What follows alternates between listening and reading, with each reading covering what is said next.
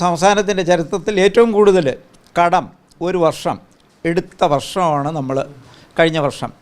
അതിൽ മാത്രമല്ല, അതിൽ പകുതിയിലധികം ഏതാണ്ട് 1 ലക്ഷത്തിൽ ഏതാണ്ട് പകുതിയിലധികം 53,000 കോടി രൂപയോളവും വെയ്സ് ആൻഡ് മീൻസ് അഡ്വൈസ് ആയിട്ട് എടുക്കുക. അത് താൽക്കാലിക കടം, ഗവൺമെൻറ്റിൻ്റെ താൽക്കാലിക ആവശ്യങ്ങൾക്ക് നടത്താൻ വേണ്ടി മാത്രം എടുത്തിട്ടുള്ള ഒരു സിറ്റുവേഷനാണ്. അത്രയും വളരെ മോശമായിട്ടുള്ള ഒരു സിറ്റുവേഷൻ നിലനിൽക്കെ നമ്മുടെ ധനമന്ത്രി പറയുന്നു, ഇവിടെ ഇപ്പോൾ ഞങ്ങൾ ധനപ്രസന്ധിയിൽ നിന്നെല്ലാം കരകയറി എന്നാണ് പറയുന്നത്. അത് ബസ്സുകൾക്ക് നിരക്കുന്നതല്ല എന്നാണ് എനിക്ക് പറയാനുള്ളത്. ഒന്ന്, അതിലേറ്റവും ഒരു ഉദാഹരണം തന്നെ കഴിഞ്ഞ ആഴ്ച തന്നെ സർക്കാർ പ്രഖ്യാപിച്ചതെന്താണെന്നറിയാം, ബഡ്ജറ്റിലുള്ള ആനുവൽ പ്ലാൻ മുഴുവൻ 50% വെട്ടിക്കുറയ്ക്കുന്നു.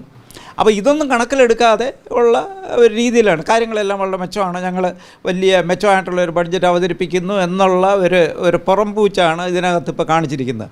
അതേസമയം വലിയ വികസനത്തെ പറ്റിയുള്ള വലിയ സങ്കല്പങ്ങൾ പറയുന്നു, ഞങ്ങൾ വലിയ പഠനങ്ങൾ നടത്തി, ഞങ്ങൾ വലിയ വികസനം നടത്താൻ പോകുന്നു, ആനയാണ് പൂനെയാണെന്നൊക്കെ പറഞ്ഞുകൊണ്ട് ഒരുപാട് പ്രഖ്യാപനങ്ങൾ ഈ ബഡ്ജറ്റിലുണ്ട്. ആ പുതിയ കാറ് മേടിക്കുന്നു എന്നുള്ളതാണ്. അതായത് ജനം എങ്ങനെ പോയാലും നമ്മുടെ കാര്യം മാത്രം, അതായത് ഈ ഭരണം നടത്തുന്നവരും ഭരണവർഗത്തിൻ്റെയും കാര്യങ്ങളെല്ലാം ഭംഗിയായിട്ട് നടക്കണം എന്നുള്ള, അതാണ് ഈ ധനധൂർത്ത് രാഷ്ട്രീയം. ഞാൻ നേരത്തെ ഈ പറയുന്ന സംസ്ഥാനത്ത് ഈ നടക്കുന്ന ഒരു തരത്തിലുള്ള ഒരു ധനധൂർത്ത് രാഷ്ട്രീയമാണ്